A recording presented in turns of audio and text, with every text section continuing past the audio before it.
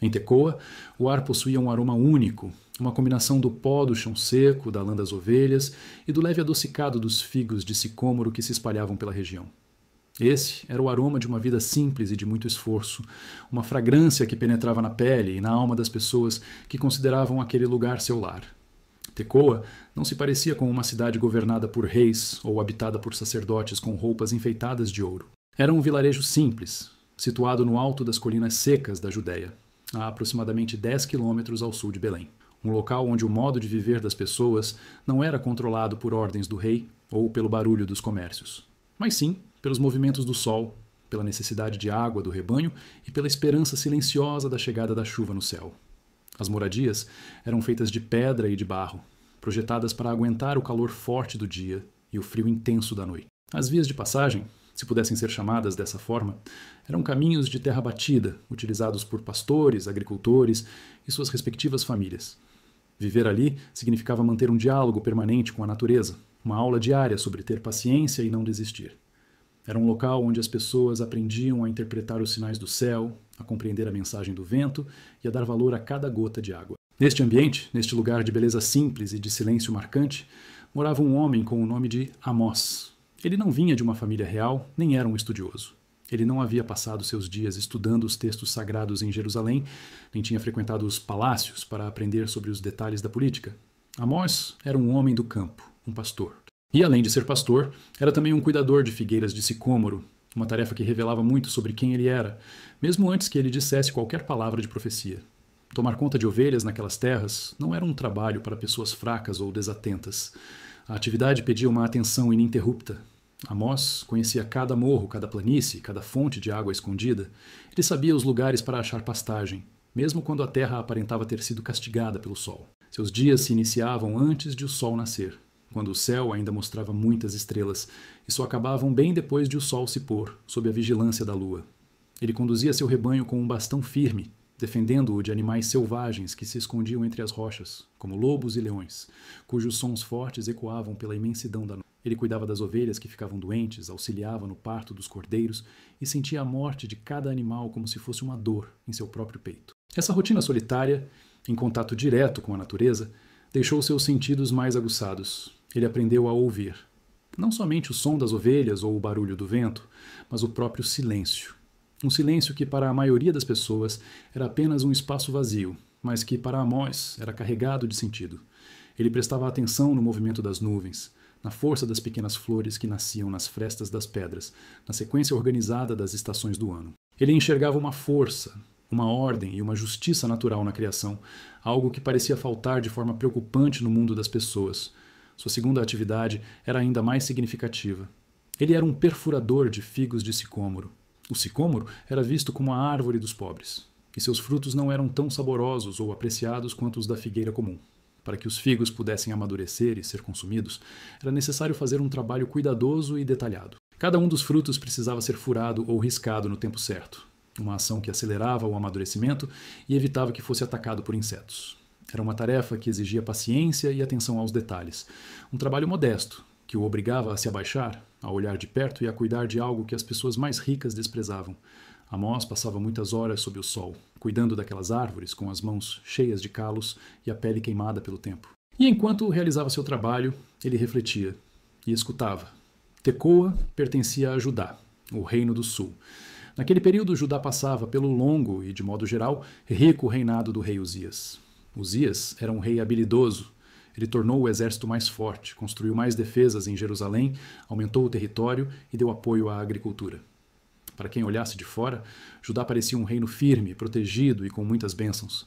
Existia uma aparência de organização e de tranquilidade. O templo em Jerusalém operava com força total. Os animais eram sacrificados e as festas religiosas eram feitas com grande cerimônia. O acordo com o Senhor parecia estar sendo cumprido.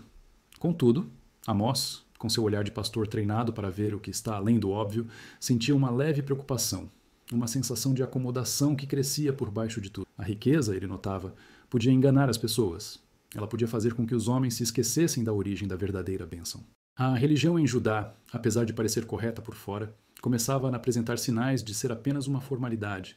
As pessoas realizavam os rituais, mas seus corações começavam a se distanciar do que era mais importante na lei: a justiça, a compaixão e o amparo aos órfãos e às viúvas. Era uma espécie de problema espiritual, leve que quase não se percebia, mas que enfraquecia a força. No entanto, a situação de Judá parecia pequena, quase sem importância, quando se comparava com a tragédia que acontecia no norte.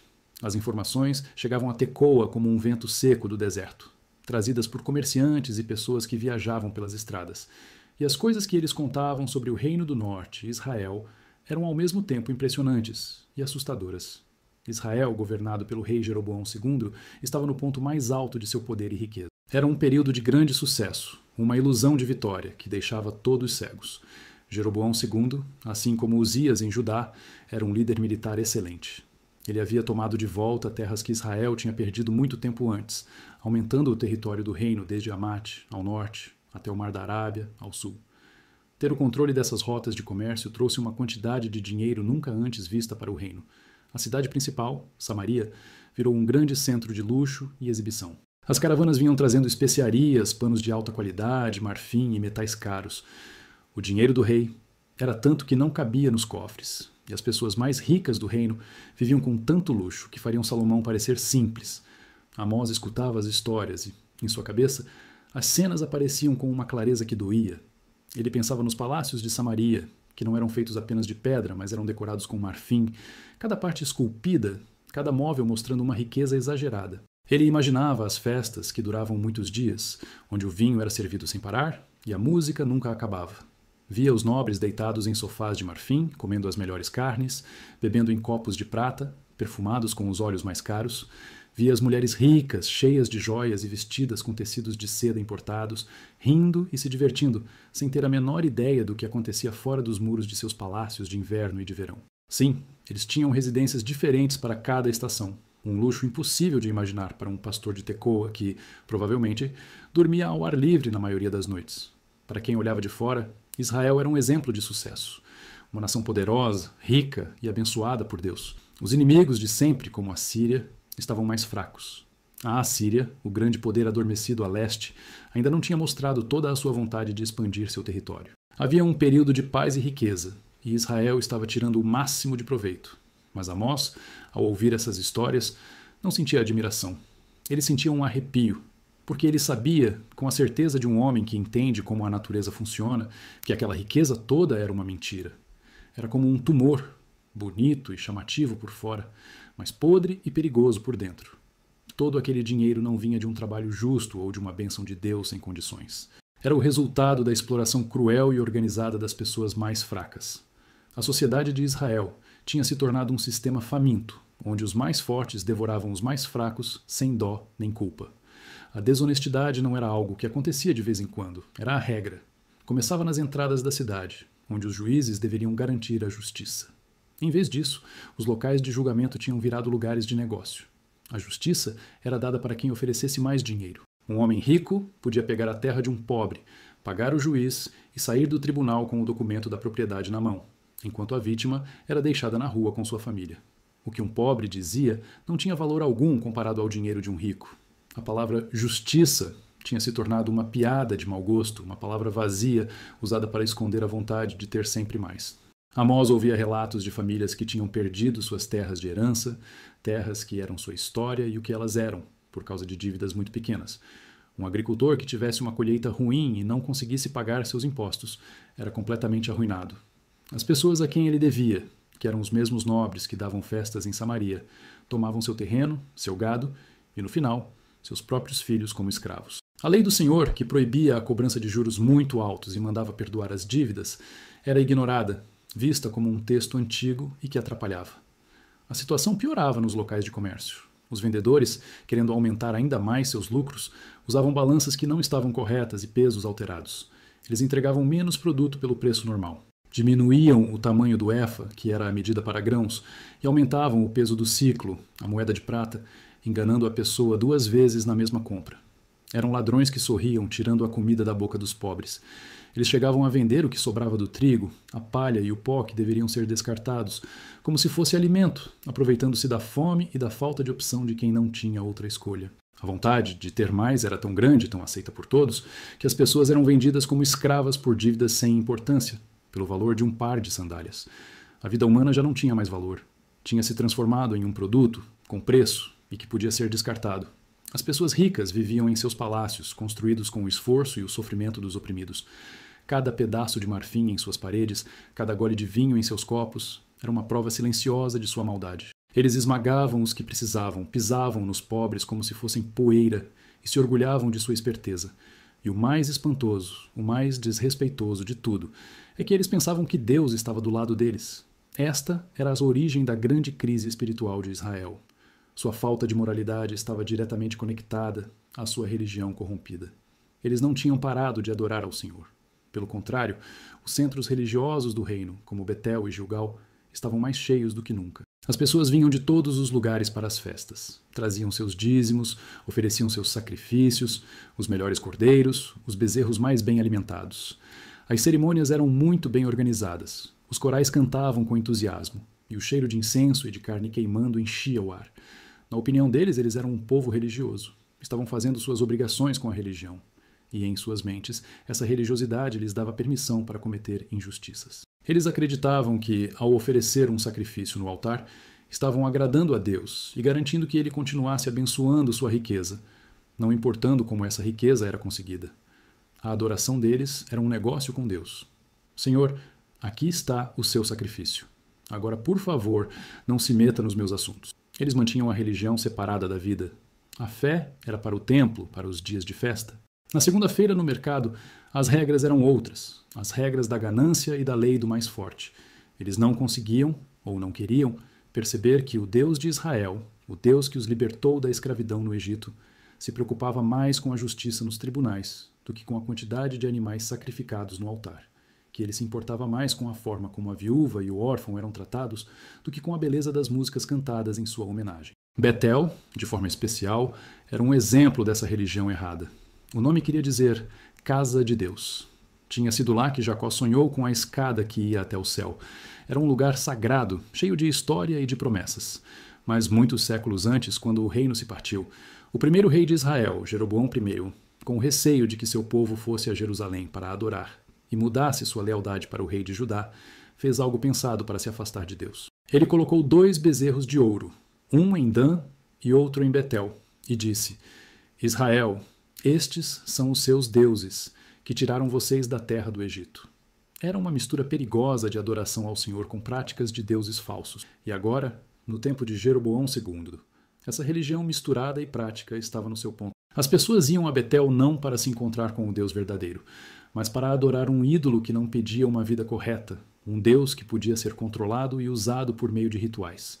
Um Deus criado para ser parecido com os próprios desejos egoístas delas. Elas transformaram a casa de Deus em um esconderijo de ladrões, um lugar onde a injustiça era abençoada pela fumaça dos sacrifícios. Amós, sozinho nas colinas de Tecoa, sentia o peso de tudo isso. As histórias que ele ouvia não eram apenas notícias de longe. Elas batiam em sua alma como um trovão. Ele, que vivia em paz com a ordem da natureza, via no Reino do Norte a maior desordem, uma distorção de tudo o que era bom e correto. Ele via uma sociedade que tinha começado uma guerra contra seu próprio povo, uma religião que tinha transformado Deus em um parceiro de seus crimes. Ele via um povo andando em direção a um precipício, bêbado de orgulho e de vinho, rindo e dançando enquanto o chão sob seus pés começava a se abrir. E o silêncio de Deus era muito alto. Para os israelitas, o silêncio significava que Deus concordava. A paz em suas fronteiras, o dinheiro em seus cofres, as boas colheitas, tudo isso era prova de que Deus estava feliz com eles. Eles confundiam a paciência de Deus com a sua aprovação. Não conseguiam entender que o silêncio não era um sorriso de aprovação, mas a calma cheia de tensão antes de uma tempestade muito forte. Era o silêncio de um leão abaixado, se preparando para atacar. E Amós, o pastor, o homem que conhecia o rugido dos leões, começava a ouvir alguma coisa, não com seus ouvidos, mas em seu espírito. Era um som baixo, uma vibração forte que vinha do próprio coração de Deus, uma vibração de dor, de raiva, de justiça que estava sendo adiada, mas não esquecida. Ele olhava para o norte, na direção de Samaria, e via não uma cidade maravilhosa, mas uma cidade sentenciada, pronta para o julgamento. Ele via os palácios de marfim virando destroços, ouvia as canções de festa sendo trocadas por choros de tristeza.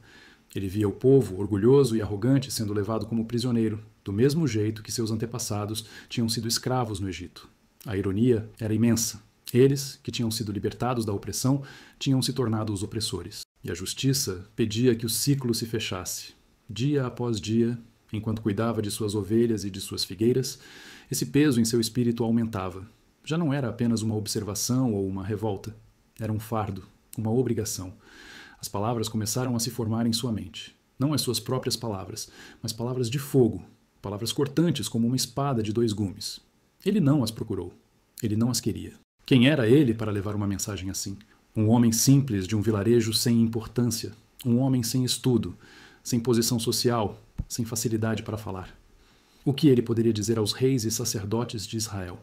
Eles ririam dele, o tratariam com desprezo, o mandariam embora. Ele era um estrangeiro, um homem do sul. O que ele sabia sobre o jeito deles de viver? Mas a voz, ou a pressão, ou o fogo, o que quer que fosse, não o deixava em paz. Aquilo o consumia durante o dia e o perturbava à noite. O rugido que ele ouvia em seu espírito estava ficando cada vez mais alto, pedindo para ser solto. O Deus da justiça, o Deus dos pobres e oprimidos, o Deus cujo nome estava sendo desrespeitado em Betel, estava perto de... E ele havia escolhido o mais improvável. Ele não escolheu um sacerdote do templo, cuja voz, metida com... Ele não escolheu um profeta da corte, que dizia aos reis o que eles gostariam de ouvir. Ele escolheu um homem cujas mãos tinham calos por causa do trabalho honesto, cujos olhos estavam livres da corrupção da cidade e cujo coração ainda conseguia se entristecer com o sofrimento dos outros. Ele escolheu Amós. O pastor de Tecoa ainda não sabia disso. Ele ainda estava lutando com o fardo, tentando entender a tempestade que crescia dentro. Mas o tempo de apenas observar em silêncio estava acabando. O tempo de cuidar das ovelhas estava prestes a ser interrompido. Ele seria tirado de sua vida tranquila, de seu mundo conhecido, e jogado no meio do furacão. Deus estava prestes a tirá-lo de trás de seu rebanho e dar-lhe uma nova tarefa: ir e profetizar ao seu povo Israel. O pastor se tornaria o profeta. O silêncio estava prestes a ser quebrado, e o primeiro som a ser ouvido seria o rugido de um leão. O dia em que Amós partiu de Tecoa não teve trombetas ou despedidas formais. Foi um dia silencioso. Ele acordou antes do sol nascer, como sempre fazia, mas havia uma determinação em seus gestos, um peso que não era o do cansaço de sempre. Ele observou seu rebanho, as ovelhas que marcavam o ritmo de sua vida, cada uma conhecida, cada som familiar. Deixá-las era como arrancar uma parte de si. Não havia honra naquele chamado, apenas a força impossível de resistir de uma corrente que o levava para longe da única vida que ele conhecia. Ele pegou seu cajado, um pedaço de madeira liso e resistente, gasto pelo uso frequente, e virou as costas para as colinas de Judá. Sua viagem para o norte não foi a de um viajante animado, mas a de um homem que levava uma sentença. Cada passo o distanciava da simplicidade da sua terra e o aproximava do centro agitado e doentio do reino de Israel. Conforme ele andava, o cenário mudava. As colinas de pedra e secas de Judá foram substituídas por vales mais produtivos, campos mais verdes e cidades maiores e mais barulhentas. O ar, que antes era puro e fino, ficava mais pesado, com um cheiro de riqueza e de algo que estava se estragando. Ele via as caravanas de comerciantes mais compridas e mais luxuosas do que qualquer coisa que já tivesse passado por Tecoa. Via os guardas, com suas armaduras brilhantes, os funcionários do rei cobrando impostos com uma arrogância fria, e via as pessoas. Via os ricos em seus assentos carregados, com expressões de tédio, e via os pobres, com as costas curvadas sob o peso de cargas que eram tanto físicas quanto emocionais. Tudo o que ele tinha ouvido em conversas e relatos distantes agora aparecia diante de seus olhos, e a verdade era ainda mais preocupante do que ele tinha imaginado. Ele não foi direto para a capital, Samaria. Seu instinto, ou talvez a própria orientação de Deus, o levou para um dos principais centros da vida religiosa e social de Israel. Talvez tenha sido Betel, a casa de Deus, que agora era a casa do bezerro de ouro. Talvez tenha sido Gilgal, outro lugar de grande importância histórica. Agora, um centro de peregrinação sem significado. O lugar exato era menos importante do que o clima que ele encontrou. Era um dia de festa. Uma grande quantidade de pessoas se juntava, um mar de gente de todas as partes do reino. O som era uma mistura de vozes, risadas, o mugido dos animais que seriam sacrificados e a música dos levitas, que era alta, mas parecia estranhamente sem sentimento. O cheiro era muito forte. A fumaça gordurosa dos altares, o suor da multidão, o perfume caro dos ricos, tudo misturado em uma fumaça que enganava com sua falsa religiosidade. As pessoas estavam contentes.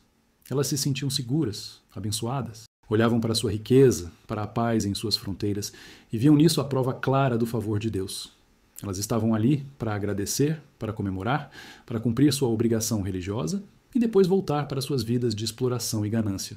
com a consciência tranquila. Ninguém imaginava o que estava para acontecer. Ninguém estava pronto para a voz de um pastor de Tecoa. Amós se colocou em um lugar onde pudesse ser ouvido, talvez nos degraus do santuário, talvez em uma praça ali perto. Ele não tinha a aparência de um profeta oficial. Suas roupas eram de um trabalhador do campo. Sua pele era queimada pelo sol, suas mãos eram grossas e cheias de calos. As pessoas o viram, mas com curiosidade, talvez com um pouco de desprezo. Quem era aquele homem do sul com seu jeito de falar do interior? Mas quando ele abriu a boca para falar, a força em sua voz fez com que todos se calassem. Não era um grito, mas um som profundo, como o barulho de uma rocha se quebrando. E as primeiras palavras que ele disse foram como um trovão ao longe, um aviso de tempestade. Assim diz o Senhor. Ele começou, e a frase conhecida prendeu a atenção de todos. Mas o que veio depois não foi uma mensagem de consolo ou de bênção, foi um rugido. O rugido que ele vinha ouvindo em seu espírito por tanto tempo. O Senhor ruge de Sião e de Jerusalém levanta, secam, e o topo do... Sião e Jerusalém eram o centro de Judá, o reino inimigo. E o Carmelo era um dos lugares mais férteis e bonitos de Israel, um símbolo de sua bênção e riqueza. Amós estava dizendo que um fogo de julgamento viria do sul e destruiria o melhor de Israel. A multidão ficou em silêncio, sem entender. Mas o profeta estava só começando. Ele não apontou o dedo para Israel logo de cara. Ele foi mais inteligente. Ele sabia que para pegar um animal selvagem era preciso primeiro cercá-lo. E foi isso que ele fez, com uma habilidade de falar que só poderia ter vindo de Deus. Ele começou a criar uma rede de julgamento ao redor de Israel, começando pelas nações vizinhas. Sua voz ressoou pela praça, forte e nítida, enquanto ele anunciava a primeira profecia. Assim diz o Senhor, por 3 transgressões de Damasco, e por 4 não retirarei o castigo. A forma de falar era poderosa, com ritmo quase como uma poesia.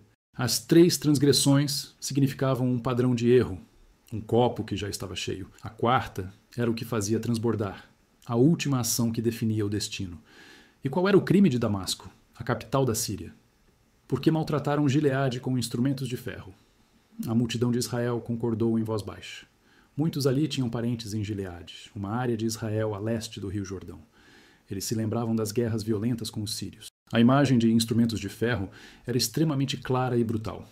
Era uma referência às tábuas usadas para debulhar, placas de madeira com pregos de ferro ou pedras afiadas, usadas para separar o grão da palha. Amós estava acusando os sírios de tratar o povo de Gileade como se fossem grãos, de despedaçá-los, de cometer atos de guerra terrivelmente cruéis. Por isso, continuou Amós, colocarei fogo na casa de Hazael, que destruirá os palácios de Ben-Hadad. Quebrarei a tranca de Damasco e eliminarei seu povo. As palavras soaram como música para os ouvidos de Israel. Finalmente, um profeta de verdade, um homem que falava com a autoridade de Deus para condenar seus inimigos. Sorrisos de contentamento se espalharam pela multidão. Eles se sentiam certos, justificados em seu ódio. Amós fez uma pausa, deixando que a aprovação deles se acalmasse, e então se voltou para outra direção. Assim diz o Senhor, por 3 transgressões de Gaza e por 4 não retirarei o castigo. Gaza, a principal cidade dos filisteus, os inimigos de longa data. O que eles fizeram? Porque levaram populações inteiras como prisioneiras para entregá-las a Edom. Isso tocou em outro ponto sensível. Amós estava falando do comércio de escravos. Os filisteus não diferenciavam soldados de pessoas comuns. Eles invadiam vilarejos, capturavam todos, homens, mulheres, crianças, e os vendiam como animais para os edomitas, que controlavam as rotas de comércio para o sul. Era um crime contra a humanidade, uma violação de toda a dignidade. Mandarei fogo contra os muros de Gaza, declarou Amós, que consumirá os seus palácios. Eliminarei o rei de Asdod e o governante de Asquelon. Voltarei minha mão contra Ecrom, e o resto dos filisteus morrerá.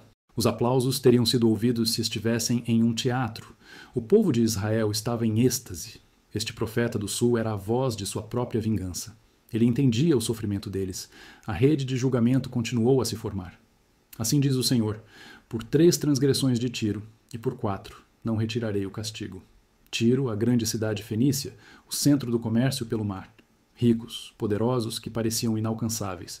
O crime deles, o mesmo dos filisteus. Eles também participaram do comércio de escravos, entregando populações inteiras a Edom. Mas havia um detalhe pior. E não se lembraram da aliança de irmãos. Israel e Tiro, sob os reis Davi, Salomão e Irão, tiveram um acordo de amizade, uma aliança. Para Amós, o pecado de Tiro não era apenas a crueldade, mas a traição. Eles quebraram um acordo sagrado por dinheiro. A ganância deles foi maior que a honra. Mandarei fogo contra os muros de Tiro, disse o profeta, que consumirá os seus palácios. A multidão concordava com a cabeça. Sim, os fenícios gananciosos mereciam. Eles exploravam a todos. A justiça de Deus estava finalmente chegando. Amós estava criando um acordo geral. Ele estava mostrando, na frente de todos, o padrão de justiça de Deus. Deus castiga a crueldade na guerra. Deus castiga o comércio de escravos. Deus castiga a traição. E todos em Israel concordaram. Era óbvio, era justo. Então ele se voltou para o sudeste. Assim diz o Senhor, por 3 transgressões de Edom, e por 4 não retirarei o castigo. Edom. Os descendentes de Esaú, o irmão de Jacó, eles eram parentes, mas o crime deles foi terrível, porque perseguiu seu irmão com a espada, acabando com toda a compaixão. Sua raiva destruiu sem parar, e sua fúria foi mantida para sempre. Amós estava falando de uma raiva familiar, um ódio antigo e sem perdão que se transformou em violência. Edom não apenas se recusou a ajudar Israel em momentos de necessidade, como se aproveitou de sua desgraça, perseguindo e matando os que fugiam. Era um crime de família, uma crueldade de sangue que era ainda pior aos olhos de Deus. Colocarei fogo em Temã, que destruirá os palácios de Bosra. A multidão estava completamente do lado dele agora. Amós era o herói deles. Ele estava listando todos os seus inimigos, um por um, e declarando a sentença de Deus sobre ele. Que dia maravilhoso! A lista continuou. Assim diz o Senhor, por 3 transgressões dos amonitas, e por 4 não retirarei o castigo. Amon, outra nação parente. O crime deles foi de uma crueldade chocante, porque rasgaram o ventre das mulheres grávidas de Gileade para aumentar suas próprias fronteiras. A imagem era tão horrível que um silêncio chocado deve ter tomado conta da multidão, seguido por gritos de fúria. Não era apenas guerra, era um ato de maldade extrema, matar o futuro de uma nação para roubar suas terras, a ganância por território levada ao máximo da selvageria. Acenderei um fogo no muro de Rabá, sentenciou Amós, que consumirá os seus palácios em meio a gritos de guerra no dia da batalha, em meio a um vendaval no dia da tempestade. O seu rei irá para o exílio, ele e os seus príncipes juntamente com ele. O povo de Israel se sentia vingado. A justiça poética era perfeita. Finalmente ele se voltou para Moabe. Assim diz o Senhor, por 3 transgressões de Moabe e por 4 não retirarei o castigo. O pecado de Moabe era diferente, mas não menos grave aos olhos de um mundo que valorizava a honra e o respeito, mesmo pelos mortos, porque ele queimou os ossos do rei de Edom até que virassem pó. Este era um ato final de desrespeito. Desenterrar o corpo de um rei inimigo e queimar seus ossos era o maior insulto possível, um ato de vingança que ia além da morte, negando ao falecido um enterro adequado e um lugar de descanso. Era uma violação de uma lei não escrita de decência humana. Mandarei fogo sobre Moabe, disse Amós, que consumirá os palácios de Queriote. Moabe morrerá em meio ao tumulto, aos gritos de guerra e ao som da trombeta. Com isso, o círculo de nações pagãs estava completo. Amós havia criado uma muralha de fogo e julgamento ao redor de Israel. A multidão, sentindo-se segura dentro desse círculo, estava muito feliz. A justiça de Deus era grande. Seus inimigos estavam condenados. Eles eram o povo escolhido, o povo justo. A armadilha estava pronta. Foi então que Amós fez o primeiro movimento inesperado. Ele se virou para o sul, na direção de sua própria casa. Sua voz, se possível, tornou-se ainda mais séria. Assim diz o Senhor, por 3 transgressões de Judá, e por 4 não retirarei o castigo. Um murmúrio de confusão e desconforto se espalhou pela multidão. Judá? Nossos irmãos do sul? O que eles fizeram de tão terrível para serem listados ao lado dos sírios e filisteus? O crime de Judá, como apresentado por Amós, não foi um crime de guerra ou uma atrocidade física. Foi algo mais profundo, mais perigoso, porque rejeitaram a lei do Senhor e não guardaram os seus mandamentos, porque foram enganados pelos mesmos deuses falsos que seus antepassados seguiram. O pecado de Judá era o abandono da fé, era a rejeição consciente da aliança. Eles tinham a Torá, a revelação de Deus, e a desprezaram. Era um pecado do coração, uma traição espiritual. Mandarei fogo sobre Judá, que consumirá os palácios de Jerusalém. A multidão em Israel deve ter se sentido desconfortável, mas talvez também um pouco arrogante. Bem, eles podem ter pensado, Judá sempre foi orgulhosa com seu templo em Jerusalém. Eles merecem um aviso, mas nós, aqui em Israel, nós adoramos a Deus em Betel e Gilgal. Somos o verdadeiro povo fiel. Eles não tinham ideia do que estava por vir. O laço da armadilha estava prestes a se fechar. Amós fez uma longa pausa encarando a multidão. Seus olhos de pastor percorreram os rostos diante dele, rostos satisfeitos, orgulhosos, cegos. Ele havia conseguido exatamente o que queria. Ele os fizera concordar com os padrões de justiça de Deus. Ele os fizera condenar a crueldade, a ganância, a traição e o abandono da fé. E agora, tendo-os como testemunhas contra si mesmos, ele deu o golpe final. A voz que antes era um trovão tornou-se um terremoto, abalando as próprias bases de sua autojustiça. Assim diz o Senhor: por 3 transgressões de Israel, e por 4 não retirarei o castigo. A palavra Israel caiu sobre a multidão como uma pedra pesada. O silêncio foi total, denso, mortal. O choque era visível. Era como se o sol tivesse escurecido ao meio-dia. O quê? Ele estava falando de nós. Como ele ousa? Quem ele pensa que é? Mas Amós não lhes deu tempo para entender. Ele despejou sobre eles a lista de seus crimes. Não crimes cometidos por nações distantes, mas crimes cometidos ali mesmo, em suas cidades, em seus mercados, em seus tribunais. E sua linguagem era específica, real, inegável. Porque vendem o justo por dinheiro e o necessitado por um par de sandálias. Ele não falou de injustiça social de forma vaga. Ele pintou um quadro. Um homem justo, talvez falsamente acusado, sendo vendido a um credor por uma pequena quantia de dinheiro. Um homem pobre perdendo sua liberdade, sua vida, pelo preço de um calçado. Era a imagem da completa desvalorização da vida humana. A multidão não podia negar que isso acontecia. Eles viam isso todos os dias. Eles pisam a cabeça dos pobres no pó da terra e desviam o caminho dos oprimidos. A imagem era de uma brutalidade arrogante. Não bastava explorar os pobres. Era preciso humilhá-los, esfregar seus rostos na poeira como se não fossem nada. Era o prazer sádico do poder. O profeta continuou, e sua próxima acusação atingiu o coração da santidade da família e da comunidade. Pai e filho deitam-se com a mesma jovem, desrespeitando assim o meu santo nome. Isso poderia se referir à prostituição religiosa, uma prática pagã que se infiltrara em sua religião, ou simplesmente à exploração sexual desenfreada de servas domésticas, uma demonstração de poder, onde as mulheres eram tratadas como propriedade. De qualquer forma, era um ato que destruía a estrutura da família e zombava da santidade que o nome de Deus representava. A hipocrisia religiosa deles foi exposta a seguir, com uma precisão cirúrgica. Ao lado de todo o altar, eles se deitam sobre roupas pegas como garantia. A lei de Moisés era clara.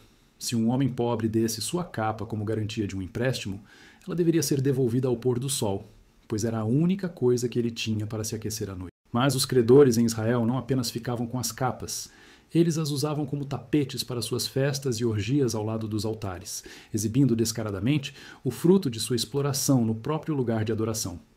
E na casa do seu Deus, bebem o vinho comprado com multas que eles impuseram. Novamente a lei era clara. As multas cobradas nos tribunais deveriam ser usadas para compensar as vítimas ou para o bem da comunidade. Em vez disso, os juízes corruptos usavam esse dinheiro para comprar vinho para suas celebrações religiosas. Eles brindavam a Deus com o lucro de sua própria injustiça. Cada ato de adoração deles era uma blasfêmia, um insulto direto ao Deus que eles pretendiam honrar. O silêncio chocado da multidão começou a se transformar em um rugido de raiva. Quem era aquele homem para vir de Judá e expor os problemas deles em público? Mas Amós não recuou. Pelo contrário, ele os lembrou da história deles, tornando sua ingratidão ainda mais evidente. Fui eu que destruí os amorreus diante de vocês, disse a voz de Deus através do profeta. Embora fossem altos como os cedros e fortes como os carvalhos, destruí o seu fruto por cima e as suas raízes por baixo. Ele os lembrou do poder de Deus que lhes deu a terra. Fui eu que os tirei da terra do Egito e os conduzi por 40 anos no deserto para que possuíssem a terra dos amorreus. Ele os lembrou de sua libertação. Então, ele os lembrou dos dons espirituais que lhes deu. Eu também levantei profetas dentre os seus filhos e nazireus dentre os seus jovens. Não é verdade, povo de Israel? A pergunta retórica era um golpe. Deus lhes dera guias espirituais, homens consagrados para mostrar o caminho. E como eles responderam? Mas vocês deram vinho para os nazireus beberem e ordenaram aos profetas: não profetizem. Eles corromperam os consagrados e silenciaram a voz de Deus.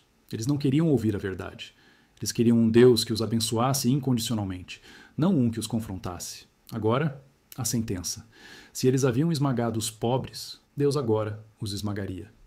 Eis que eu vos esmagarei no vosso lugar como esmaga um carro cheio de... A imagem era de um carro de colheita sobrecarregado, seus eixos rangendo, esmagando tudo sob seu peso. O julgamento de Deus seria uma pressão inescapável e esmagadora.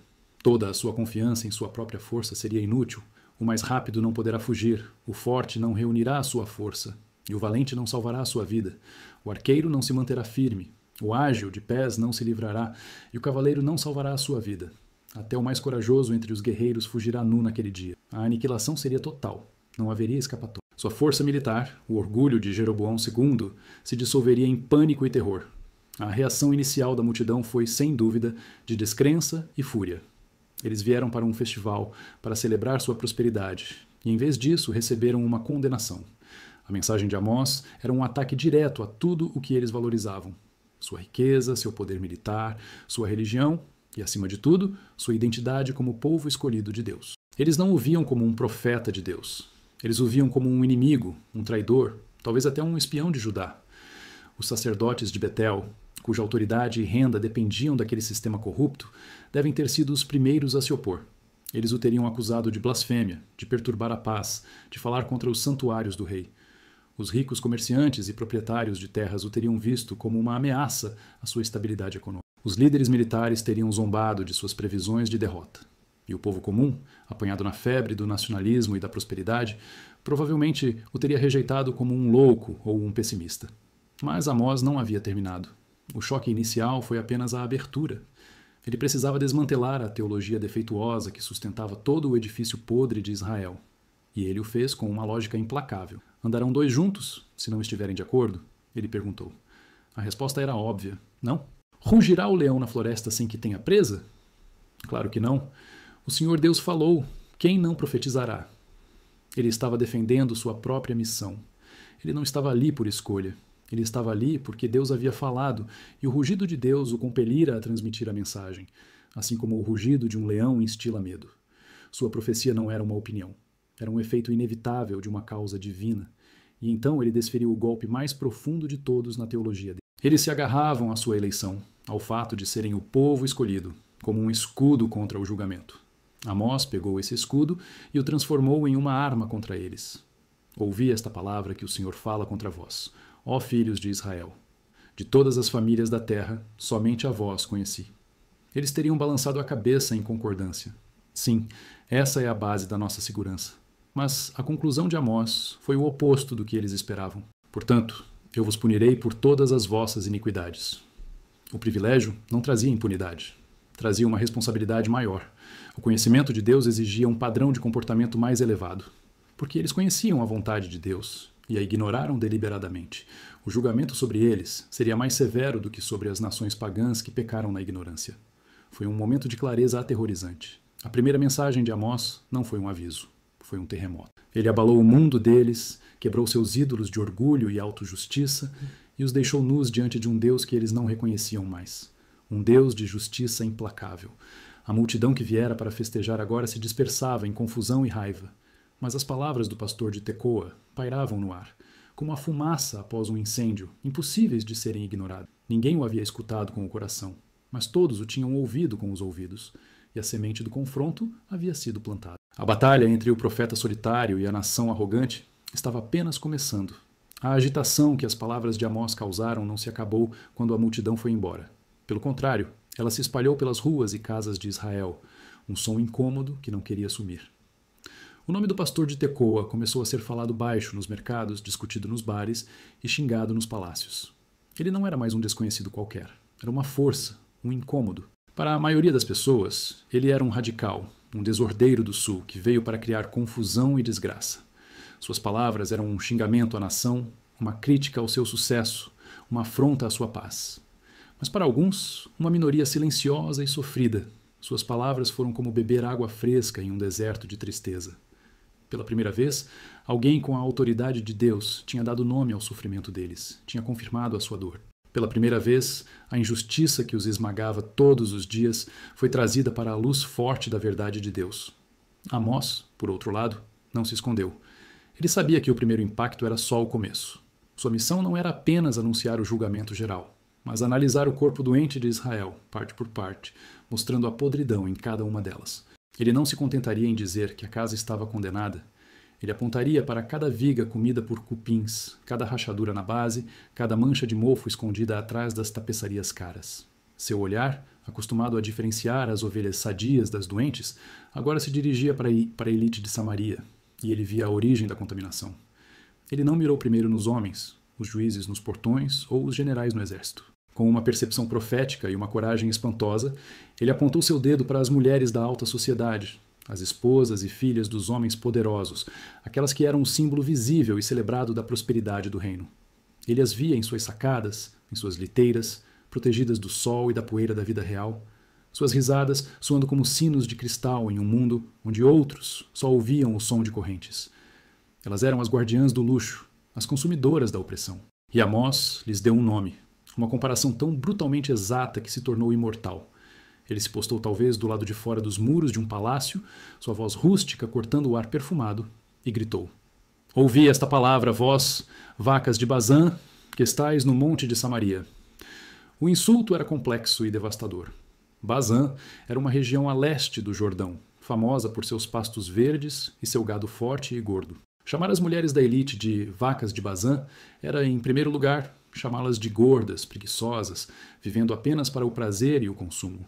Era uma imagem de autoindulgência sem limites. Mas era mais do que isso. Era dizer que elas foram engordadas para o abate. Elas se viam como rainhas, mas aos olhos de Deus eram apenas gado, inconscientes do destino que as aguardava. Mas Amós não parou na imagem. Ele detalhou o crime delas, mostrando que sua vida de luxo era diretamente financiada pela crueldade. Elas oprimem os pobres e esmagam os necessitados. Ele as tornou cúmplices ativas. E então ele imitou a voz delas, uma voz mimada e exigente, falando com seus maridos, os homens poderosos de Israel. Dai cá e bebamos. Nesta frase curta e cortante, Amós resumiu toda a sua filosofia de vida. Uma sede insaciável por mais. Mais vinho, mais festas, mais luxo. E essa demanda incessante era a força motriz por trás da injustiça. Eram os seus desejos que levavam seus maridos a extorquir os pobres, a perverter a justiça, a roubar terras. Elas não eram espectadoras inocentes. Eram o motor da corrupção. O profeta então pronunciou a sentença delas e a justiça poética era aterrorizante. O Senhor Deus jurou pela sua santidade.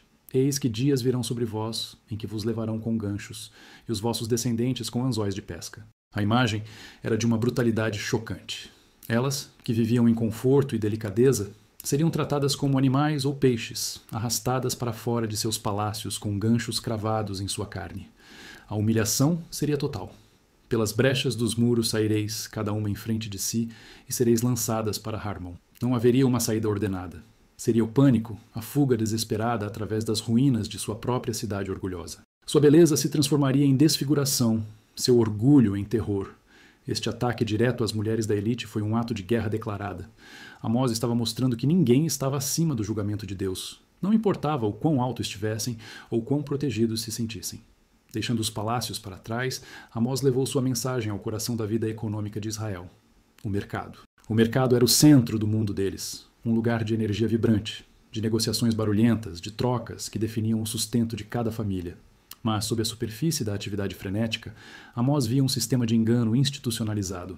Ele caminhava por entre as barracas, observando os comerciantes com seus sorrisos calculados, seus gestos rápidos. Ele via o trigo dourado, as azeitonas brilhantes, os tecidos coloridos. Mas ele também via as balanças que pendiam de forma desigual, os pesos de pedra que haviam sido sutilmente raspados para serem mais leves, as medidas de volume que tinham fundos falsos. Era um teatro de desonestidade. Ele via os pobres se aproximando com suas poucas moedas, seus rostos ansiosos, esperando conseguir o suficiente para alimentar suas famílias por mais um dia.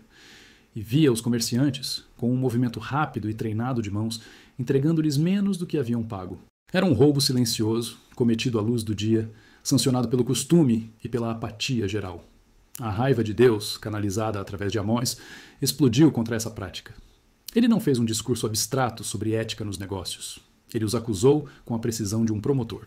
Escutai isto, vós que esmagais o necessitado e destruís os pobres da terra.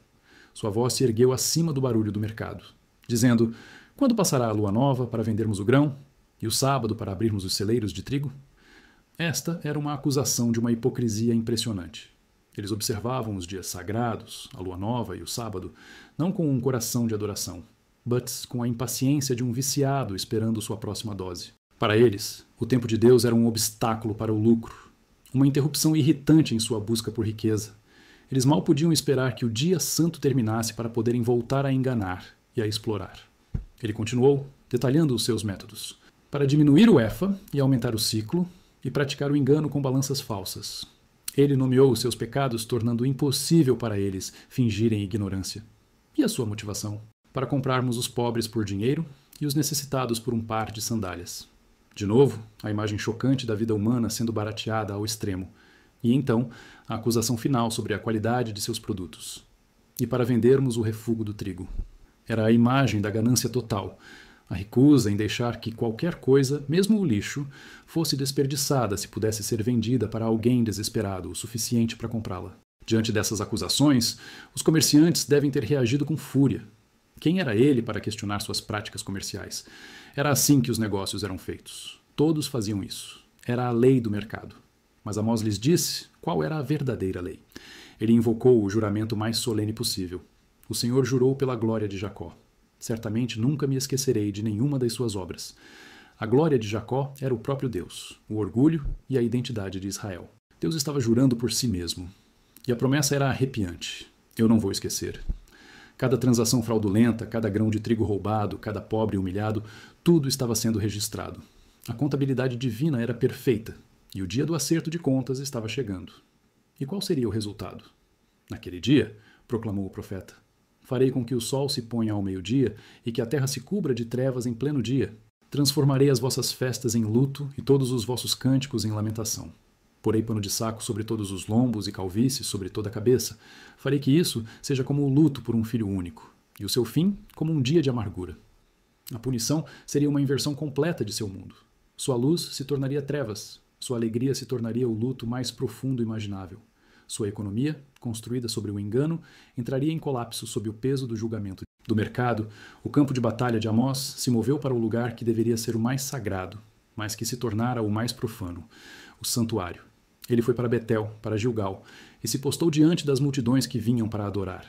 Ele os viu trazendo seus sacrifícios caros, cantando seus hinos com vozes altas. Viu os sacerdotes em suas vestes, realizando os rituais com uma precisão impecável. Tudo parecia devoto, tudo parecia correto, mas Amós via através da fachada. Ele via os corações cheios de ganância, as mãos manchadas pela injustiça, as mentes calculando o próximo negócio fraudulento. E ele lhes transmitiu a mensagem mais chocante de todo o seu ministério. Uma mensagem que atacava a própria fundação de sua segurança religiosa. Através dele, Deus declarou: eu odeio, eu desprezo as vossas festas religiosas, não suporto as vossas assembleias solenes. A palavra odiar, vinda de Deus, era como um golpe físico. Eles pensavam que suas festas eram a coisa que mais agradava a Deus, e Deus estava dizendo que as odiava, ele as desprezava. A palavra hebraica aqui é forte, significa rejeitar com nojo, como se fosse algo podre. Ainda que me ofereçais holocaustos e ofertas de cereal, não me agradarei deles. E as ofertas de comunhão de vossos animais gordos, não as aceitarei. Todos os seus atos religiosos, os mais caros, os mais sinceros aos seus próprios olhos, eram inúteis. Lixo. Por quê? Porque eram uma tentativa de subornar a Deus, de comprar o seu silêncio enquanto a injustiça corria solta. Afastai de mim o som dos vossos cânticos. Não ouvirei a música das vossas liras. Até mesmo a sua arte, a sua música de louvor, havia se tornado um barulho irritante para Deus, porque era dissonante com a realidade de suas vidas. A melodia era bela, mas a alma por trás dela era feia. E então, depois de demolir toda a estrutura de sua religião ritualística, Amós lhes disse o que Deus realmente queria. Não era um novo tipo de sacrifício ou um hino mais elaborado, era algo muito mais radical, muito mais exigente. Corra, porém, a justiça como um rio e a retidão como um ribeiro perene. Esta é talvez a metáfora mais poderosa de toda a profecia bíblica. Ele não disse, pratiquem a justiça.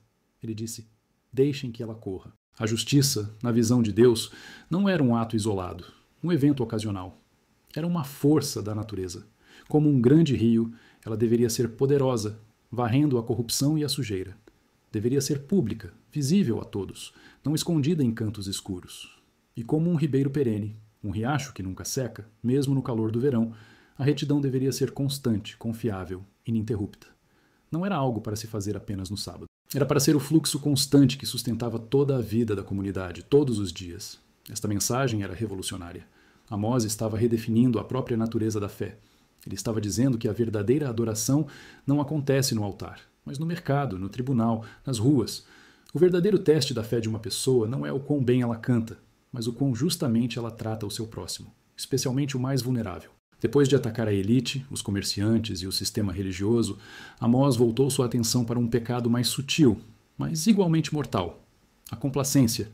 Ele se dirigiu àqueles que se sentiam seguros, intocáveis, que viviam em um estado de negação deliberada sobre a crise que se avizinhava. Ai dos que vivem despreocupadamente em Sião e dos que se sentem seguros no monte de Samaria, ele proclamou. Ele juntou as elites de ambos os reinos, Judá e Israel, mostrando que a doença da arrogância não conhecia fronteiras. Eles se consideravam os homens notáveis da principal das nações. Eles eram a aristocracia, os líderes, os influenciadores. E o que faziam com sua posição de privilégio? Eles a usavam para uma vida de luxo hedonista. Amós pintou um retrato vívido e detalhado de seu estilo de vida. Vós que vos deitais em camas de marfim e vos espreguiçais em vossos leitos. A imagem é de uma preguiça decadente. O marfim, um material importado e caríssimo, era usado não apenas para decorar as paredes, mas para construir os móveis onde eles descansavam seus corpos inúteis. Que comeis os cordeiros do rebanho e os bezerros do meio do curral. Eles consumiam o melhor do melhor, a carne mais tenra, enquanto os pobres lutavam. Que cantais à toa ao som da lira, e como Davi, vós instrumentos. Esta é uma crítica. Davi, o grande rei, compunha música para a glória de Deus. Eles, em sua arrogância, se comparavam a Davi, mas sua criatividade era gasta em entretenimento vazio, em canções que serviam apenas para preencher o silêncio de suas vidas sem propósito. Que bebeis vinho em taças e vos ungis com o mais excelente dos óleos. O consumo deles era excessivo. Eles não bebiam em copos, mas em grandes taças, bacias de vinho.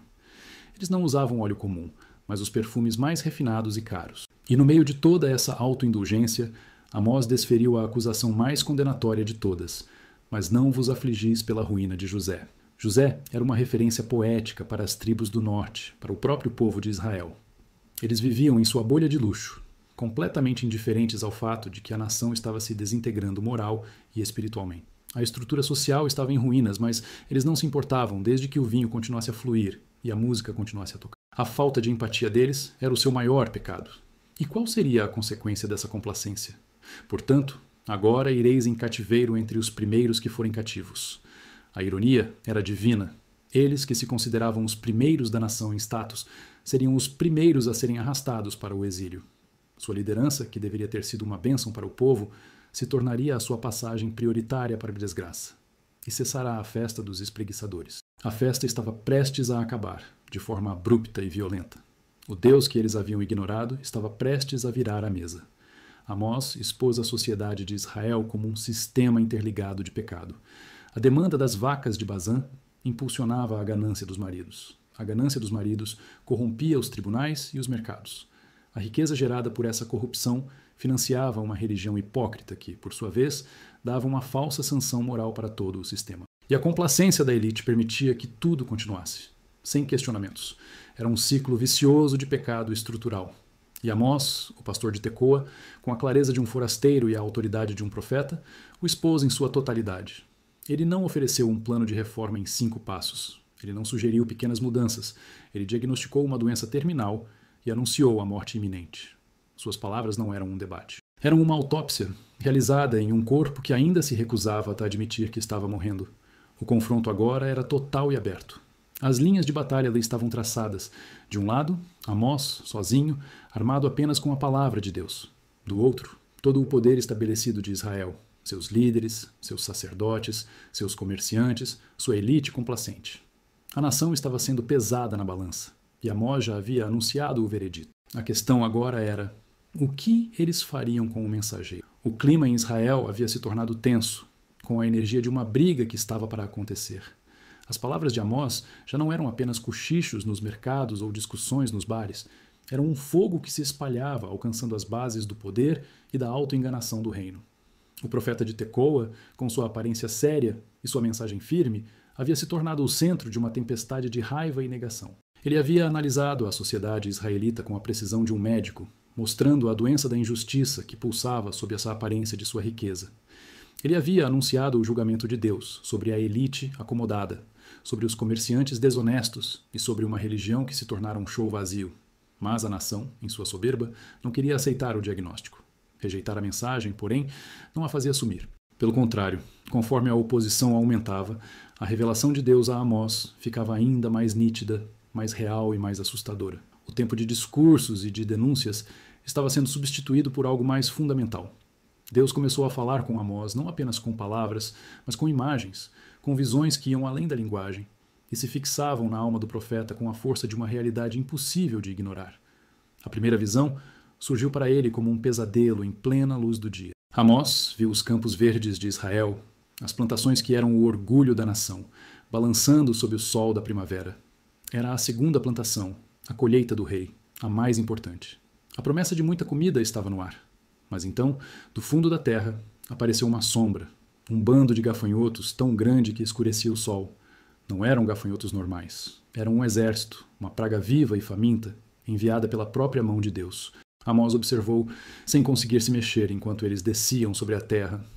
O som de suas bocas era como o estalar de um grande incêndio na floresta. Em poucos instantes, o verde sumiu, comido até a raiz. Não sobrou nada. Apenas a terra descoberta, marrom e vazia. A visão era mais do que uma comparação para a destruição econômica. Era a imagem da bênção sendo retirada de forma total e completa. O coração de Amós, o coração de um homem do campo que sabia o valor de cada folha de grama, se partiu. Diante daquela destruição total, o profeta que havia dito palavras tão duras de julgamento, agora se tornava alguém que pedia por outros. Ele se ajoelhou, não em um templo, mas ali mesmo, na poeira de sua visão, e suplicou a Deus: Senhor Deus, perdoa, eu te peço, como Jacó vai sobreviver? Pois ele é pequeno. Era um grito de sofrimento. Apesar de toda a sua corrupção, Israel, ou Jacó, ainda era o povo da aliança, e em sua essência era frágil, pequeno diante da força esmagadora da raiva divina. Havia uma compaixão profunda no pedido de Amós, uma hesitação em ver a destruição total. E, em um ato de misericórdia surpreendente, Deus ouviu. A visão desapareceu e a voz do Senhor veio a Amós, dizendo: Isso não acontecerá. Houve um adiamento, uma pausa. A sentença fora dada, mas a execução fora suspensa. Mas a pausa foi curta. A segunda visão foi ainda mais assustadora. Desta vez, Amós viu Deus chamando um fogo. Não era um fogo comum, que queima madeira ou palha. Era um fogo cósmico, sobrenatural. Ele via as chamas consumindo o grande abismo, as águas profundas, que na visão antiga do mundo ficavam sob a terra. O fogo estava destruindo as próprias bases da criação. Depois de secar o abismo, as chamas subiram e começaram a consumir a terra, a herança de Israel. Era a imagem de uma descriação, um julgamento que desfazia a própria ordem do mundo. Era a destruição em sua forma mais pura. Mais uma vez, Amós foi dominado pelo medo e pela compaixão. Ele se viu novamente de joelhos, com o rosto no pó, e repetiu seu clamor desesperado: Senhor Deus, para, eu te peço. Como Jacó vai sobreviver? Pois ele é pequeno. Ele apelou novamente para a fragilidade do povo, para a sua pequenez diante de um julgamento tão absoluto. E mais uma vez, a misericórdia de Deus venceu a raiva. A voz divina respondeu: Isso também não acontecerá. A destruição final foi adiada uma segunda vez. Essas duas primeiras visões e o pedido de Amós revelam a complexidade do coração do profeta. Ele não era um sádico que se alegrava com a desgraça. Ele era um homem que amava seu povo, mesmo em seu pecado, e cujo primeiro instinto diante do desastre era suplicar por perdão. Mas elas também revelavam algo sobre Deus. Sua paciência tinha limites, e sua misericórdia estava operando em tempo emprestado. Foi então que veio a terceira visão, e nela não havia mais espaço para pedir por outros. Era a visão do fio de prumo. Amós viu o Senhor de pé sobre um muro, e em sua mão ele segurava um fio de prumo. Era uma imagem simples, conhecida por qualquer construtor. Um prumo é um peso na ponta de um fio, usado para verificar se uma parede está perfeitamente reta. Não há como discutir com um prumo. Ele não tem opinião, não negocia. Ele simplesmente mostra a verdade. Se a parede está reta, ela está alinhada com a gravidade. Se está torta, está fora de alinhamento e corre o risco de cair. O Senhor perguntou a Amós: O que você vê, Amós? E o profeta respondeu com a simplicidade de um homem prático: Um fio de prumo. Então o Senhor explicou a visão, e suas palavras foram finais e sem volta. Eis que porei um fio de prumo no meio do meu povo Israel, nunca mais o perdoarei. A frase nunca mais o perdoarei é forte e tem vários sentidos. Pode significar nunca mais o desculparei, ou nunca mais passarei por ele sem fazer nada. De qualquer forma, o significado era claro. O tempo de avisos e de segundas chances tinha acabado. O teste final estava sendo aplicado. Israel, a nação que Deus havia construído, estava sendo medida contra o padrão absoluto da justiça. E o resultado estava implícito. A parede estava torta. Estava perigosamente inclinada, com suas bases comprometidas pela injustiça e pela adoração a ídolos. Uma parede assim não pode ser consertada. Ela precisa ser derrubada. A sentença que se seguiu foi específica e devastadora. Os lugares altos de Isaac serão destruídos, e os santuários de Israel serão arrasados, e me levantarei com a espada contra a casa de Jeroboão. Deus estava mirando nos dois pilares da identidade corrompida de Israel: sua religião, os lugares altos de Isaac, e os santuários de Israel, referindo-se a lugares como Betel e Gilgal, e sua liderança política, a casa de Jeroboão, a dinastia que governava. A destruição seria completa, atingindo tanto o sagrado quanto o secular. Com esta visão, a missão de Amós mudou. Ele não era mais apenas um crítico social ou um pregador do arrependimento. Ele se tornou o anunciador de um fim inevitável. Essa mensagem, a mais direta e ameaçadora até então, não podia mais ser ignorada ou tratada como a loucura de um fanático. A ameaça explícita contra a família do rei Jeroboão II transformou Amós de um incômodo religioso em uma ameaça política. A notícia de sua profecia chegou aos ouvidos da pessoa que mais tinha a perder com ela: Amazias, o sumo sacerdote de Betel. Amazias não era um homem de profunda convicção espiritual. Ele era um funcionário da religião, um servidor do Estado, cuja posição e prestígio dependiam inteiramente do favor do rei e da estabilidade do sistema. Betel não era apenas um centro de adoração, era o santuário do rei e o templo do reino. Era uma instituição estatal, financiada e controlada pela coroa. A religião que Amazias supervisionava era uma ferramenta de propaganda, projetada para santificar o reinado de Jeroboão e dar ao povo uma sensação de segurança e favor divino. A mensagem de Amós era um ataque direto a tudo isso. Ao condenar o santuário e prever a queda da dinastia, Amós estava cometendo um ato de traição, de revolta. Amazias sabia que precisava agir, e agir rapidamente para neutralizar essa ameaça. Ele não tentou discutir teologia com Amós. Ele não argumentou sobre a interpretação da lei ou a natureza da justiça. Ele usou a única arma que os homens de seu tipo conhecem: a política. Ele enviou um mensageiro urgente ao rei Jeroboão II, em Samaria. A mensagem era cuidadosamente escrita para parecer um alerta de segurança nacional. Amós conspirou contra ti no meio da casa de Israel, ele relatou, pintando o profeta como um líder de uma rebelião. A terra não pode suportar todas as suas palavras. Ele estava dizendo ao rei que as palavras de Amós estavam desestabilizando o reino, minando a moral do povo. E para garantir que o rei entendesse a gravidade da situação, ele citou a profecia mais provocadora de Amós: Jeroboão morrerá à espada, e Israel certamente será levado cativo para fora da sua terra. Era uma acusação de alta traição. Enquanto esperava a resposta do rei, Amazias decidiu confrontar Amós pessoalmente. O confronto entre os dois homens é um dos momentos mais dramáticos do Antigo Testamento. De um lado, Amazias, o representante da religião institucionalizada, do poder, da riqueza e da ordem estabelecida. Ele estava bem vestido, bem alimentado, seguro em sua posição. Do outro, Amós, o pastor, o forasteiro vestido com roupas simples, com o cheiro da poeira do deserto em sua pele. Era o confronto entre a religião de conveniência e a fé de convicção. Amazias aproximou-se de Amós, seu rosto uma máscara de desprezo e autoridade arrogante. Ele não o chamou de profeta. Ele o chamou de vidente, um termo que podia ser usado para um profeta genuíno, mas que aqui era carregado de sarcasmo, insinuando que Amós era um mero adivinho, alguém que vendia visões por dinheiro. Ó, vidente, vai-te, foge para a terra de Judá, ele ordenou, como se estivesse expulsando um cão. Ganha ali o teu pão e ali profetiza. A acusação era clara. Você não está aqui por Deus. Você está aqui por dinheiro. Você é um profissional, um mercenário. Vá ganhar a vida em sua própria terra. Não precisamos de você aqui. Ele então declarou a razão de sua expulsão. Mas em Betel nunca mais profetizarás, porque é o santuário do rei e o templo do reino. Amazias estava admitindo abertamente que a religião de Betel não pertencia a Deus, mas ao rei. Era propriedade do Estado. E um funcionário de baixo escalão como Amós não tinha permissão para falar ali sem a autorização do governo. A resposta de Amós foi magnífica em sua simplicidade e poder. Ele olhou Amazias nos olhos, sem medo, e desmentiu cada uma de suas acusações.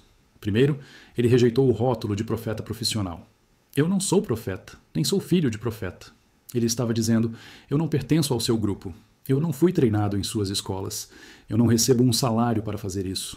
Eu não herdei esta profissão de meu pai. Minhas credenciais não vêm de homens. Ele então declarou sua verdadeira identidade. Mas eu sou pastor de gado e cultivador de sicômoros. Ele se orgulhava de suas origens humildes. Ele era um trabalhador, um homem da terra. Sua autoridade não vinha de um seminário, mas da vida real. E então ele explicou por que estava ali. O Senhor me tirou de seguir o rebanho e o Senhor me disse: vai, profetiza ao meu povo Israel. Sua missão não era uma escolha de carreira, era um chamado divino. Ele não se candidatou ao cargo, ele foi convocado. A responsabilidade era de Deus. Ele era apenas o mensageiro, e um mensageiro não pode alterar a mensagem. Depois de estabelecer sua autoridade divina, Amós se voltou para Amásias e pronunciou um julgamento pessoal tão específico e terrível que deve ter deixado o sacerdote sem palavra. Agora, pois, ouve a palavra do Senhor, disse Amós, sua voz ressoando com um poder que não era seu. Tu dizes, não profetizarás contra Israel, nem falarás contra a casa de Isaque. Ele repetiu a ordem de Amazias, mostrando que a sua afronta não fora contra um simples pastor, mas contra a própria palavra de Deus. Portanto, assim diz o Senhor. O que se seguiu foi uma inversão completa do mundo seguro e confortável de Amazias. Tua mulher se prostituirá na cidade. A esposa do sumo sacerdote, uma mulher de status e honra, seria publicamente humilhada, forçada a se tornar uma prostituta, talvez para sobreviver depois que a cidade fosse conquistada. Teus filhos e tuas filhas cairão à espada. A descendência de Amazias, sua esperança para o futuro, seria exterminada pela violência da guerra. Tua terra será repartida com corda. Sua propriedade, a fonte de sua riqueza, seria confiscada e dividida entre os conquistadores. E tu morrerás numa terra impura. Ele, o sacerdote que se orgulhava de sua pureza ritual, morreria no exílio, em uma terra pagã, longe do solo sagrado que ele pretendia proteger. E Israel certamente será levado cativo para fora da sua terra. Amós concluiu seu julgamento pessoal, reafirmando essa mensagem nacional que Amazias tentara silenciar. O destino do sacerdote estava inseparavelmente ligado ao destino da nação que ele ajudara a corromper. O confronto com Amazias foi um ponto de virada. A rejeição, antes uma atitude geral da multidão, agora se personificava em uma oposição oficial do sistema religioso e, por extensão, do Estado. Amós era agora um homem marcado, um inimigo público. Mas em vez de se intimidar, ele parecia ser fortalecido pela oposição. Suas mensagens, se possível, tornaram-se ainda mais duras, suas visões mais apocalípticas. Ele já não via apenas a destruição do reino, mas o fim de toda esperança de escape. Foi então que ele teve a visão do cesto de frutos de verão. Novamente, a imagem era simples, tirada da vida cotidiana. Deus lhe mostrou um cesto de frutos de verão, em hebraico, kaitz. Então Deus lhe disse, chegou o fim, em hebraico, ketz, para o meu povo Israel. Era um jogo de palavras divino, um trocadilho sombrio. Assim como os frutos de verão representam o fim da estação da colheita, o ponto final antes do inverno, Israel havia chegado ao seu fim. A palavra fim, ketz, soava quase idêntica à palavra fruto de verão, kaitz. A mensagem era clara. A estação da paciência de Deus havia terminado. O fruto de Israel estava maduro, mas para o julgamento, não para a bênção. Nunca mais o perdoarei, repetiu o Senhor. E a descrição do que aconteceria naquele fim era terrível. Os cânticos do templo se tornarão uivos naquele dia. Muitos serão os cadáveres, em todos os lugares serão lançados em silêncio. A alegria da adoração se transformaria em gritos de agonia. A morte seria tão generalizada que não haveria tempo nem gente para realizar os funerais. Os corpos seriam simplesmente jogados fora, em um silêncio assustador de desolação. A rejeição de sua mensagem não apenas selou o destino físico da nação, mas também trouxe uma consequência espiritual ainda mais profunda, uma fome da palavra de Deus. Amós profetizou: Eis que vem dias, diz o Senhor Deus, em que enviarei fome sobre a terra. Não fome de pão, nem sede de água, mas de ouvir as palavras. Esta é uma das ironias mais trágicas. O povo que ordenara aos profetas, não profetizem, que tentara silenciar a voz de Deus, seria punido com o silêncio que tanto desejava. E somente quando o silêncio se tornasse absoluto, eles perceberiam o valor do que haviam perdido. Andarão sem rumo de mar a mar, e do norte até o oriente. Correrão por toda parte buscando a palavra do Senhor, mas não a acharão. Haveria um pânico espiritual, uma busca desesperada por direção, por esperança, por uma palavra de Deus. Mas o céu estaria em silêncio. A mesma voz que eles agora desprezavam se tornaria o objeto de seu desejo mais desesperado. Mas seria tarde demais. As virgens e os jovens, os mais fortes e cheios de vida, desmaiariam de sede, não por falta de água, mas por falta de verdade. Amós era agora um homem completamente isolado, hostilizado pelas autoridades, ridicularizado pela elite, ignorado pela maioria do povo. Ele caminhava pelas ruas de Israel como um fantasma do futuro, uma testemunha viva de um desastre que só ele podia ver. Sua insistência era vista como loucura, sua urgência como fanatismo. Cada palavra sua era uma pedra atirada contra o muro de negação que a nação havia construído em torno de si. Mas ele não podia parar. O leão havia rugido e ele tinha que profetizar. A visão final que ele descreveu em seu livro é a mais terrível de todas. Não era mais um símbolo. Era a realidade nua e crua do julgamento em ação. Vi o Senhor junto ao altar, e ele disse: fere o topo da coluna para que os batentes estremeçam e despedaça-os sobre a cabeça de todos eles. A visão começa no próprio santuário, no altar de Betel. O julgamento de Deus não começaria nas fronteiras, mas no coração da adoração corrupta. Deus mesmo iniciaria a destruição, quebrando as colunas do templo e fazendo o teto desabar sobre a cabeça dos adoradores. Era a imagem da religião deles se tornando sua própria tumba. E para aqueles que conseguissem escapar da destruição inicial, não haveria refúgio. O último deles matarei à espada. O que fugir dentre eles não escapará, e o que escapar dentre eles não se salvará. O que se seguiu foi uma das mais poderosas descrições da onipresença e da soberania de Deus em toda a Escritura. Amós descreveu a tentativa fútil de fuga do povo. Ainda que cavem até o Sheol, o mundo dos mortos, a minha mão os tirará de lá. Ainda que subam ao céu, de lá os farei descer.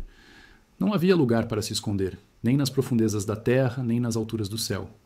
Ainda que se escondam no cume do Carmelo, lá os buscarei e os tirarei. Ainda que se ocultem dos meus olhos no fundo do mar, lá darei ordem à serpente, e ela os morderá.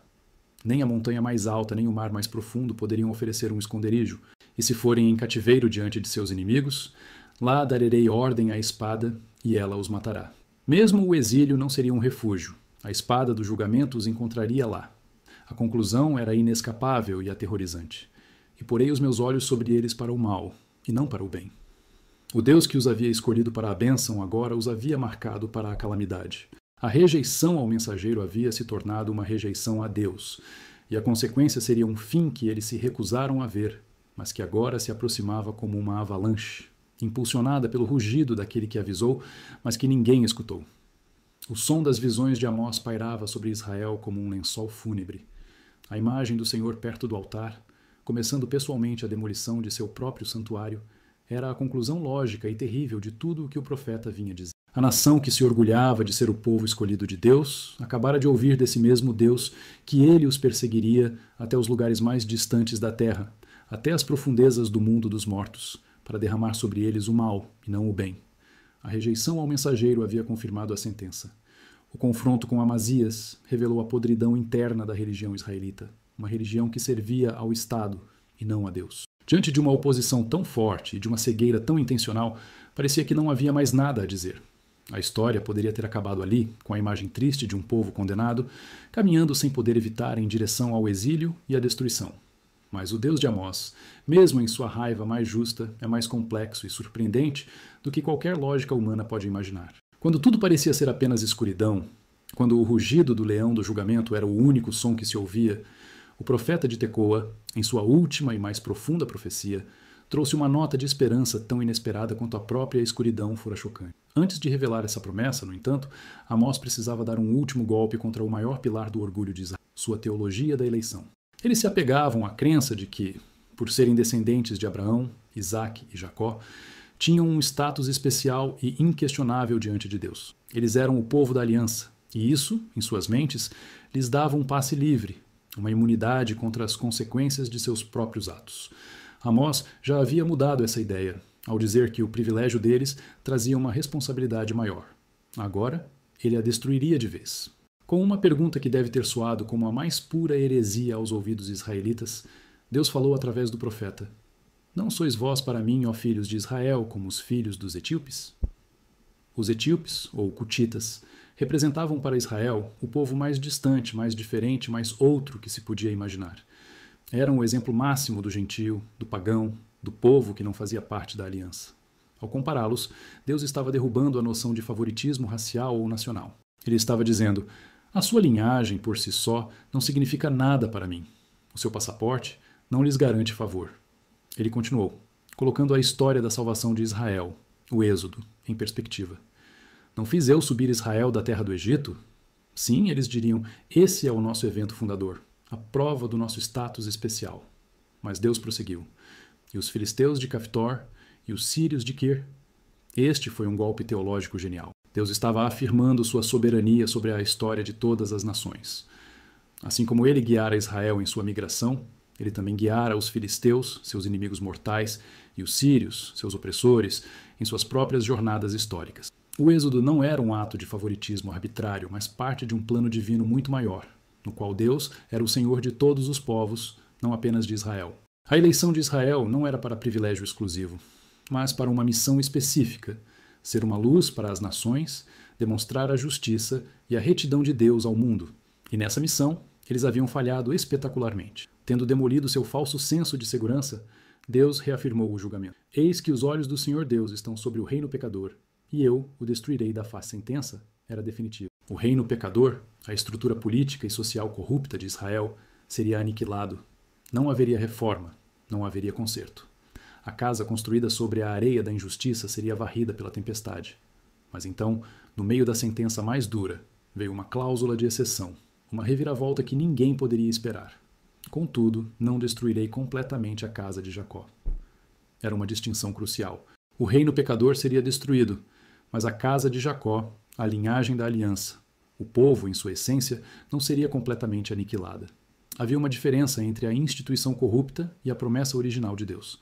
A instituição seria julgada, mas a promessa seria preservada. Como isso seria possível? Amós usou a metáfora de um processo agrícola para explicar. Pois eis que darei ordem e sacudirei a casa de Israel entre todas as nações, assim como se sacode o grão na peneira, e não cairá na terra um só grão. A imagem era a de um agricultor sacudindo vigorosamente uma peneira. O exílio, a dispersão entre as nações, seria essa peneira. Seria um processo violento, caótico, desorientador. O povo seria arrancado de sua terra e espalhado pelo mundo. Mas o objetivo do processo não era a destruição, mas a purificação. Na peneira, a palha, a sujeira e as pedras, que representavam os pecadores impenitentes, seriam separadas. Todos os pecadores do meu povo morrerão à espada. Aqueles que diziam arrogantemente: o mal não nos alcançará, nem nos confrontará. A sua complacência seria a sua condenação. Mas o bom grão, o remanescente fiel, aqueles cujos corações eram verdadeiros, embora estivessem presos no meio da nação corrupta, seriam preservados. Nenhum deles se perderia. O exílio seria, portanto, tanto um ato de julgamento quanto um ato de preservação. Seria a maneira dolorosa pela qual Deus purificaria seu povo e o prepararia para um novo começo. E que começo seria esse? Foi aqui que a profecia de Amós se abriu para um horizonte de esperança tão vasto e glorioso que parecia quase inconcebível diante da desolação iminente. Naquele dia, começou o profeta, e a frase sinalizava uma virada decisiva, um novo ato no drama da salvação. Levantarei a tenda caída de Davi. A imagem era profundamente significativa. Ele não falou em reconstruir o glorioso templo de Salomão, um símbolo de poder e riqueza institucional. Ele falou da tenda, ou da cabana, suca, em hebraico, de Davi. Isso evocava um tempo mais simples, mais humilde, antes de a monarquia se tornar corrupta e opulenta. Era uma imagem de autenticidade, de uma relação mais pura e direta com Deus. E esta cabana estava caída, em ruínas. Isso se referia não apenas à divisão do reino, mas à decadência espiritual de toda a nação. A promessa era de restauração. E repararei as suas brechas, e levantarei as suas ruínas, e a edificarei como nos dias da antiguidade. Deus mesmo seria o construtor, consertando o que estava quebrado, reerguendo o que havia desmoronado. A nação, agora dividida e em ruínas, seria reunificada e restaurada à sua glória original. Não uma glória de poder militar, mas uma glória de fidelidade. Mas a visão de Amós ia muito além da simples restauração de Israel. Ela se expandia para incluir o mundo inteiro. O propósito dessa restauração era missionário, para que possuam o restante de Edom e todas as nações que são chamadas pelo meu nome. Edom, que fora condenado por sua crueldade contra seu irmão Israel, agora era incluído na promessa de salvação, representando todas as nações inimigas. A visão era a tuça de um povo de Deus restaurado que se tornaria um farol para todas as nações. O povo que fora eleito para ser uma bênção para o mundo finalmente cumpriria sua vocação. A barreira entre judeu e gentil começava a se dissolver nesta profecia, apontando para um futuro onde o povo de Deus seria definido não pela etnia, mas por ser chamado pelo seu nome. Séculos depois, Tiago, o líder da igreja de Jerusalém, citaria exatamente esta passagem de Amós para justificar a inclusão dos gentios na igreja cristã, mostrando o quão à frente de seu tempo a visão do profeta estava. A restauração não seria apenas política e espiritual, mas também cósmica. A própria criação participaria dessa renovação. Amós, o homem da terra, usou as imagens que conhecia melhor para descrever uma era de abundância e paz paradisíaca. Eis que vem dias, diz o Senhor, em que o que ara alcançará o que ceifa, e o que pisa as uvas ao que lança a semente. O ciclo agrícola seria tão acelerado e a fertilidade tão transbordante que não haveria mais intervalo entre o plantio e a colheita. Seria uma imagem de bênção sobrenatural, a reversão da maldição que caíra sobre o solo. E os montes destilarão vinho doce, e todos os outeiros se derreterão. A natureza mesma celebraria a redenção, produzindo sua abundância sem esforço. E a promessa final era a da permanência, a do retorno a um lar seguro. E trarei do cativeiro o meu povo Israel, e eles reedificarão as cidades assoladas, e nelas habitarão. E plantarão vinhas, e beberão o seu vinho, e farão pomares, e comerão o seu fruto. Esta era a inversão direta das maldições que ele havia pronunciado antes, onde eles construiriam casas e não morariam nelas, plantariam vinhas e não beberiam seu vinho. Agora, o fruto do trabalho seria desfrutado em paz. E os plantarei na sua terra, e nunca mais serão arrancados da sua terra que lhes dei. A peregrinação, o exílio, a instabilidade chegariam ao fim. Haveria um descanso final, uma segurança permanente no amor e na fidelidade de Deus. Com esta visão de esperança gloriosa, a missão de Amós chegou ao fim. Ele havia entregado a mensagem completa. O diagnóstico da doença, a certeza do julgamento, a dor da purificação e a promessa da restauração final.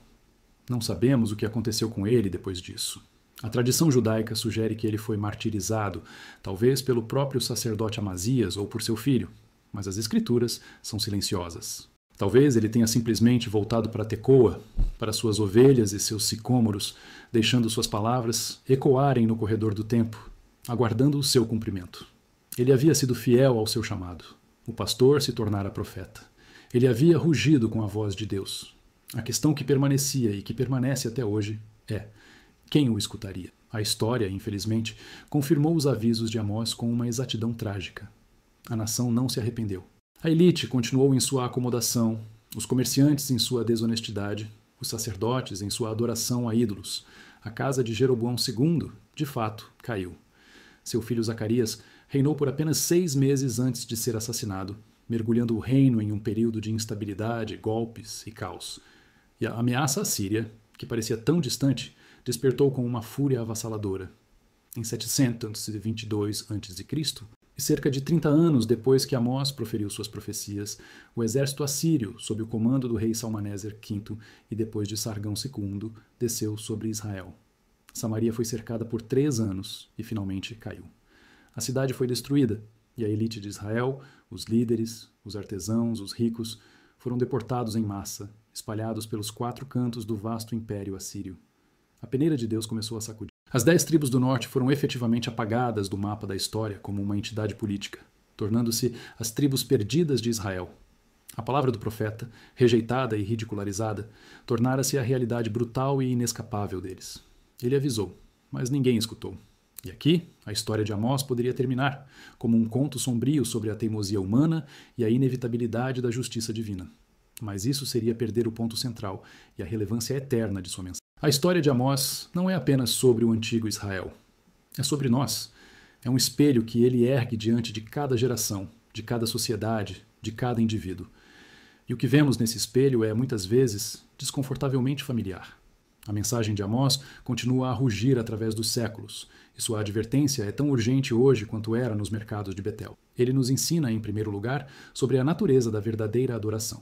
Em um mundo cheio de mega-igrejas, de produções de louvor espetaculares e de uma indústria religiosa multibilionária, a voz de Amós corta o barulho para nos perguntar: onde está a justiça? Ele nos lembra que Deus odeia a religião que serve como uma cortina de fumaça para a imoralidade e a indiferença. Ele despreza os hinos cantados por lábios que durante a semana proferem palavras de engano e exploração.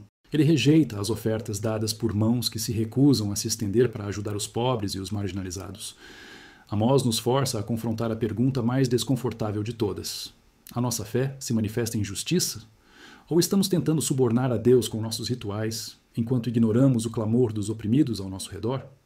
Ele nos chama para uma fé holística, onde o que acreditamos no domingo transforma radicalmente a maneira como vivemos e fazemos negócios na segunda-feira. Ele clama para que a justiça corra como um rio, não como um gotejamento ocasional de caridade, mas como uma força poderosa e constante que remodela as estruturas de nossa sociedade. Em segundo lugar, Amós é um profeta para a nossa era de desigualdade econômica. Vivemos em um mundo de uma opulência sem precedentes, lado a lado com uma pobreza desesperadora. As camas de marfim de Samaria foram substituídas por jatos particulares, iates de luxo e apartamentos de cobertura. As vacas de Bazã ainda exigem seu sustento, impulsionando um consumismo insaciável que muitas vezes é construído sobre as costas de trabalhadores mal pagos em terras distantes. Os mercados de Amós, com suas balanças falsas, evoluíram para sistemas financeiros complexos, onde a exploração pode ser mais sutil, mas não menos devastadora. Amós nos arrasta para fora de nossa complacência e nos força a olhar para a origem de nosso conforto. Ele pergunta se estamos nos afligindo pela ruína de José, pela fratura de nossa comunidade global. Ele nos adverte que a sociedade que consistentemente sacrifica o bem-estar dos pobres no altar do lucro está madura para o julgamento. Sua mensagem não é um manifesto socialista ou capitalista. É um manifesto divino que declara que a economia de Deus é uma economia de compaixão e justiça, e que ele responsabilizará aqueles que constroem seus impérios sobre os escombros da vida dos outros. Por fim, a história de Amós é um alerta poderoso contra a surdez espiritual. Israel tinha tudo. Eles tinham a lei, os profetas, a história da salvação. Eles tinham a voz de Deus em seu meio. E eles escolheram não ouvir. Eles preferiram as vozes reconfortantes dos profetas da corte que lhes diziam que tudo estava bem. Eles preferiram o barulho de seus festivais religiosos ao silêncio desafiador da verdade. E, como resultado, foram punidos com a fome que eles mesmos criaram. Uma fome de ouvir a palavra de Deus. Nossa era, com seu acesso ilimitado à informação, é paradoxalmente uma era de profunda surdez. Somos bombardeados por tantas vozes, tantas opiniões, tantos ruídos, que a voz silenciosa e insistente de Deus pode ser facilmente abafada. Nós, como o antigo Israel, corremos o risco de buscar gurus, influenciadores e ideologias que nos digam o que queremos ouvir, em vez de confrontar a verdade inconveniente que Deus nos apresenta. Amós nos chama a cultivar a disciplina de escutar, de buscar a voz de Deus nas Escrituras, na quietude da oração e, crucialmente, no clamor dos pobres e oprimidos, pois é muitas vezes através deles que Deus fala mais claramente. A história de Amós, portanto, não termina com a queda de Samaria. Ela continua em cada escolha que fazemos. Ele nos deixa com um legado de coragem, uma paixão pela justiça e um lembrete indelével de que Deus não pode ser domesticado ou ignorado. Ele é o leão que ruge contra a injustiça, mas também é o construtor paciente que promete reerguer a cabana caída de Davi. Ele é o juiz implacável que peneira as nações, mas também o pastor gracioso que promete não perder um único grão de seu povo fiel. A vida deste pastor de Tecoa é um testemunho de que uma única pessoa, armada com a verdade de Deus e uma coragem inabalável, pode enfrentar um império. Suas palavras são um convite para que examinemos nossos próprios corações, nossas próprias igrejas e nossas próprias sociedades. E nos perguntemos, estamos escutando? Ou seremos nós a próxima geração sobre a qual a história dirá? Ele avisou, mas ninguém escutou.